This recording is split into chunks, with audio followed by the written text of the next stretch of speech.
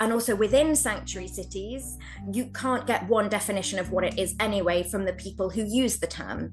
So for me, because you can't say what it is, it actually didn't become a very useful thing to try to make a definition of. I mean, it just didn't have any purchase, any meaning. And so what I then tried to do was work out, who was using the term, why it was being used, and basically like the political and moral economies through which cities came to term themselves sanctuary cities, and what political potentials that opened or foreclosed for that city. And that then really became what the book was about.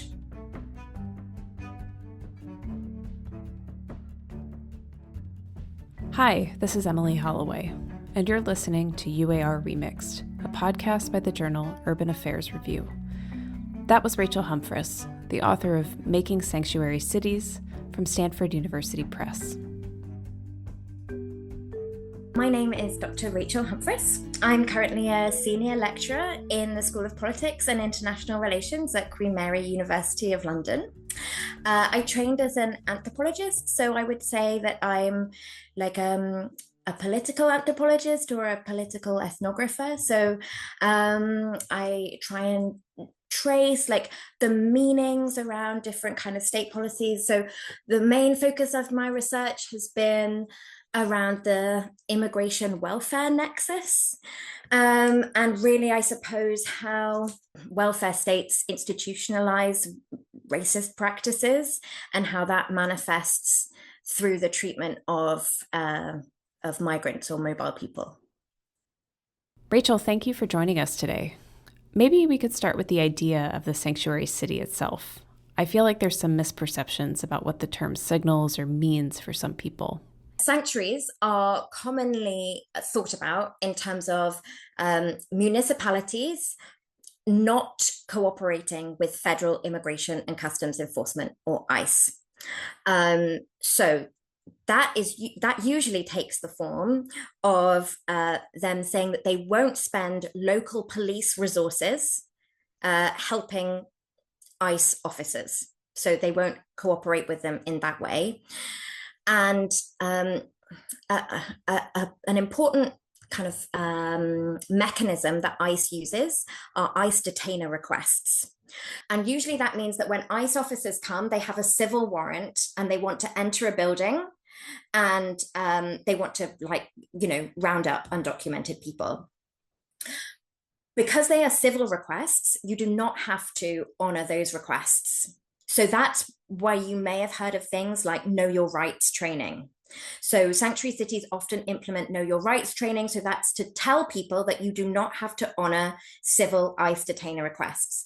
You do have to honor criminal warrants. So if it's been signed by a judge, and if there is a named person on the warrant, that is the kind of warrant that you have to comply with.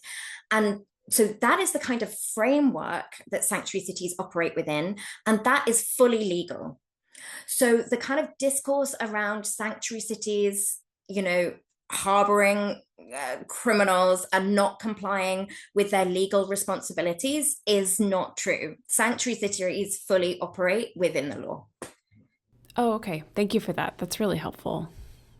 So to get back to your book and this broader research project, how did that come about? Yeah, so my PhD project was based on Roma coming to the UK and how the welfare state was really acting as a site of border control. And so I found that like an extremely taxing project to spend. I spent 14 months living with these people who had moved, and generally the conditions that they'd found themselves in, and how they were subject to really pejorative forms of racialization. And then I was thinking about my postdoc project, and the sanctuary city project was meant to be like my happy project, and somewhere where I could see perhaps where people who are working at the front lines of the welfare state were actively trying to ameliorate some of those constraints for people on the move, particularly urban, racialized, poor people. I really don't see sanctuary cities as a distinct policy category, and more as like quite a dynamic field that involves policies, practices, and social imaginations. And so I suppose that's like a quite an important distinction, I would say, that I specifically don't think that you can talk about sanctuary cities as like policy containers. So I know I asked you at the beginning to give us a kind of working definition for sanctuary cities, but I think your book is really trying to show that there's no set protocol or characteristics. You just mentioned, that sanctuary cities aren't policy containers. Can you talk about your critique a bit more? I came to a particular understanding of it basically because I tried to search for a definition of a sanctuary city, and it's impossible. um, Both if you look like historically, when this term sanctuary city has been used and when it hasn't, and also in contemporary debates, also when it's invoked and when it's not. And also within sanctuary cities, you can't get one definition of what it is anyway from the people who use the term. So for me, because you can't say what it is, it actually didn't become a very useful thing to try to make a definition of. I mean, it just didn't have any purchase, any meaning. And so what I then tried to do was work out, who was using the term, why it was being used, and basically like the political and moral economies through which cities came to term themselves sanctuary cities, and what political potentials that opened or foreclosed for that city. And that then really became what the book was about. Right. And so you look at 3 different cities, 3 different sanctuary cities. How did you land on these? So I drew a lot from, I should probably say in the book, I come up with this new methodology that I've called comparative policy ethnography, that draws from decolonial feminist urban scholars like Gillian Hart and also like Linda Peake, who talk about really sort of looking at different cities as windows into embedded practices, and thinking about conjunctures really to try to account for how globalized processes become manifest at the local level. So even though the book is about 3 cities, it really isn't like a comparison or a case study analysis. It really portrays something a bit different, which is a kind of anthropological sensibility towards thinking about how relations are embedded in particular places, and really trying to get to the very contextual specificity of each of those cities. So I chose San Francisco, which is in the US, Toronto, which is in Canada, and Sheffield in the UK. So I chose them because they were kind of the first or pioneering sanctuary cities in each of those countries. And so I thought it would be really interesting to see why they took that step, particularly if given what I've just said about where sanctuary cities come from, that it's not like a neat definition, that it really comes out of a particular political or moral economy. And so I went to them in the order that they became sanctuary cities. So in San Francisco, it's like 85, 89, the City of Refuge Ordinance. Then you have Sheffield in 2007 and Toronto in 2013. And in terms of what was common or different about them, so you can make various kinds of comparisons, I suppose. Obviously, San Francisco and Toronto are in federalized states, so the unitary federal distinction is very important. But I think there are also there's a key kind of unifying context here, which is around how they are really a shared Anglophone space of law and governance through British imperialism. So that's like a big part of what I delve into in the book, which is how we can see really how cities or how they emerged, I suppose, in the kind of settler colonial contexts of North America, and how they really drew on models of British kind of municipal organization, and how that kind of resonates now with what really cities can do when it comes to migration control, which in reality, of course, is very little. But in fact, maybe in federalized states, particularly in the US context, a bit more, because you have those constitutional protections, like in the 10th Amendment, less so in Canada, and even less in the UK due to the unitary governing structure. So you're trained as an anthropologist, and you introduce this approach in your book that you call comparative policy ethnography, that you mentioned a few minutes ago. And it's really a mixed methods approach. How does this approach work in practice, or in this study at least? So I think a really important part of the comparative policy ethnography approach.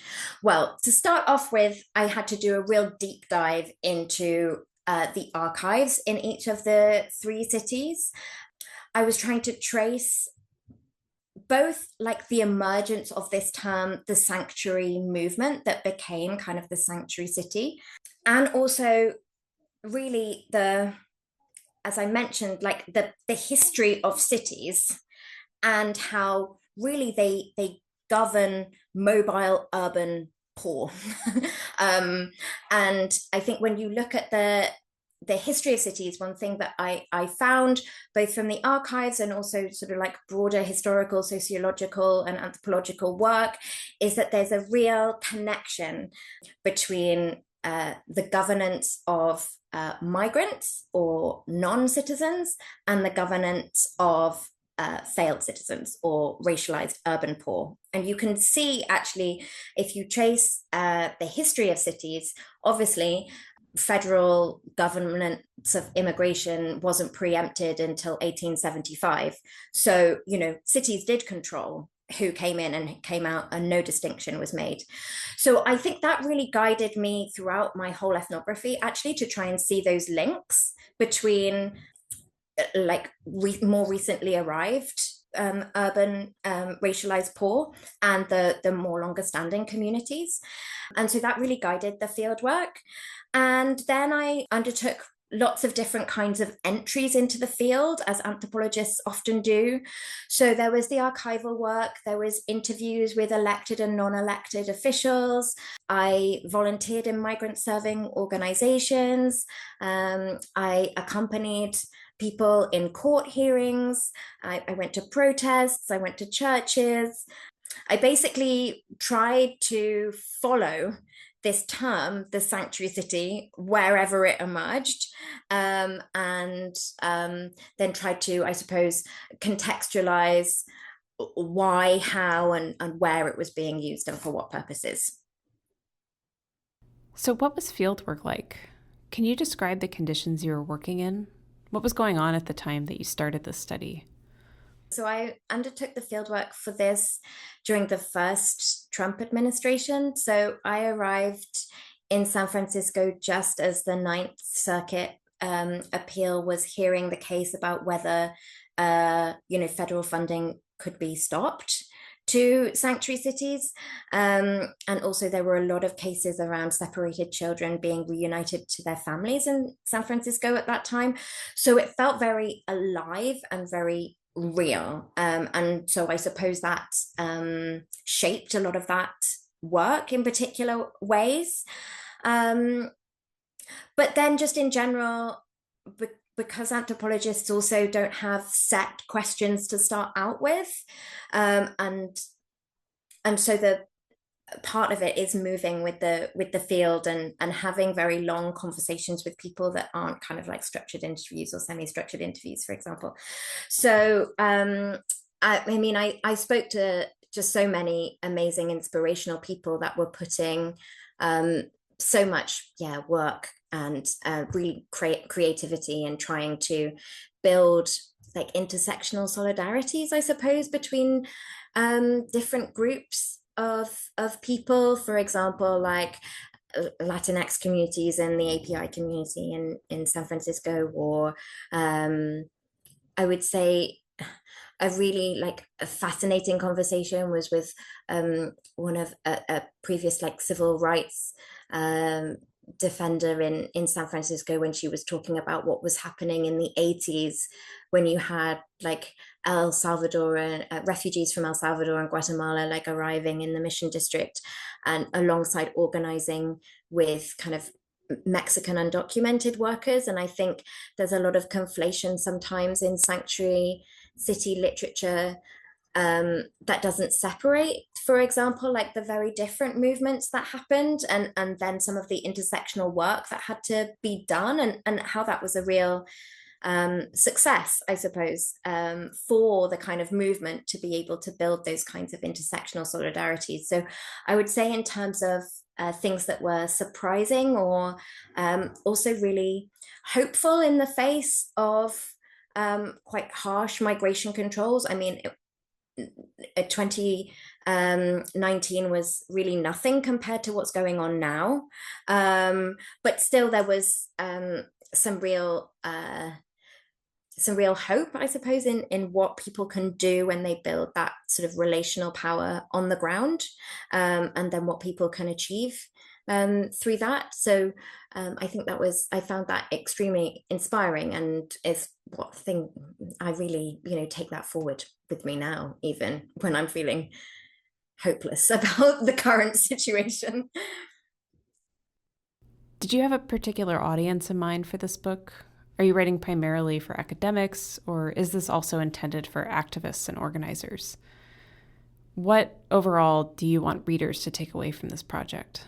I've written a number of different things from this project for different audiences. And I would say that this book, I have not aimed it to the activists on the ground. I think they might find it interesting, but actually I've written other things for them, which is much more about, I've called them like histories of memories of the sanctuary city. Which is really around this kind of fine-grained accounting of different oral histories of people organizing, and how different struggles came together or not, and sort of like the genealogies, I suppose, of different social movements. I mean, this book is really an academic book. I think it's I feel like the methodology is something that I will certainly take forward in other projects. And I feel like it bridges different disciplines like critical social policy, urban studies, in terms of like some of the literature on policy mobility or policy transfer.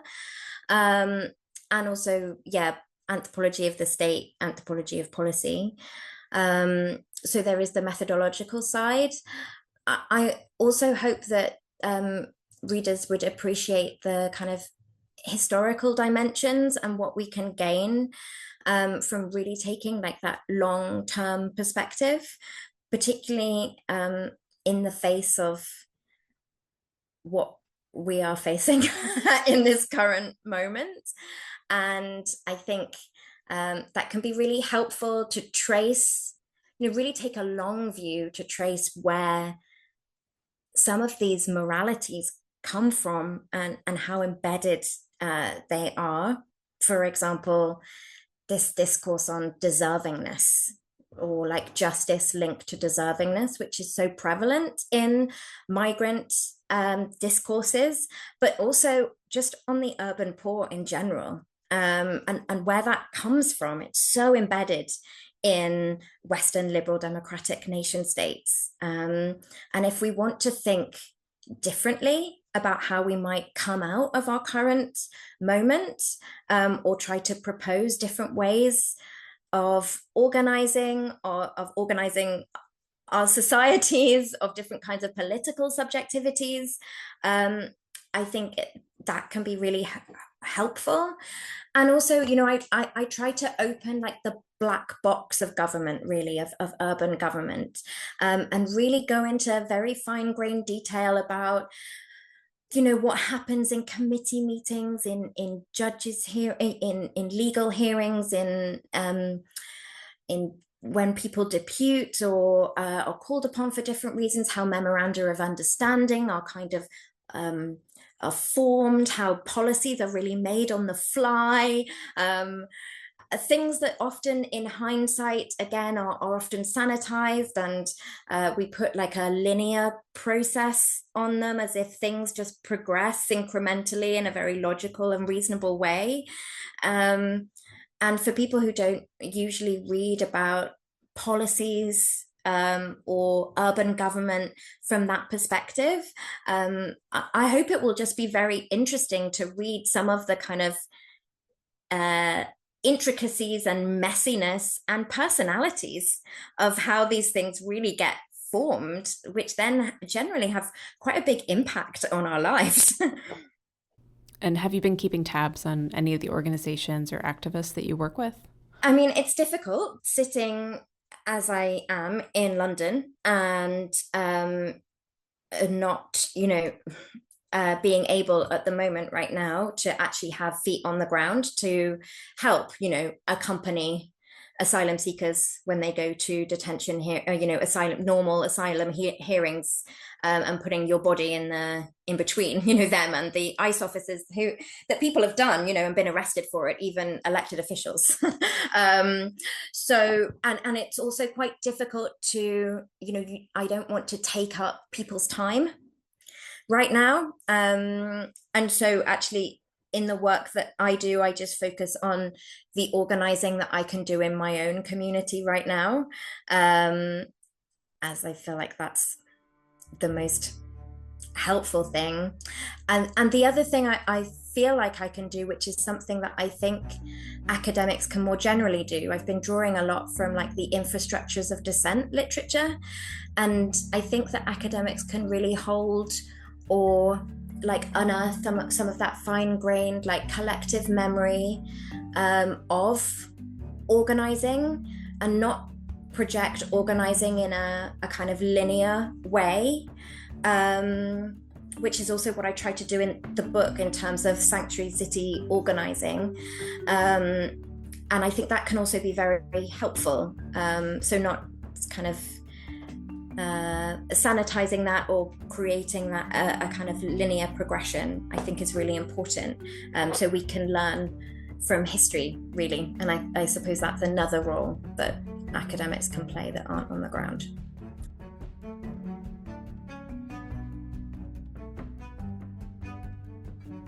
My thanks to Rachel Humphris, the author of Making Sanctuary Cities from Stanford University Press. You can find a link to the book in our show notes. You've been listening to UAR Remixed, a podcast by the journal Urban Affairs Review. Special thanks to Drexel University and the editors at UAR. Music is by Blue Dot Sessions. This show was mixed and produced by Aidan McLaughlin and written and produced by me, Emily Holloway. You can find us on Blue Sky at urbanaffairsreview.bluesky.social for updates on the journal and the show. Please rate, review, and subscribe on Apple, Spotify, or wherever you get your podcasts.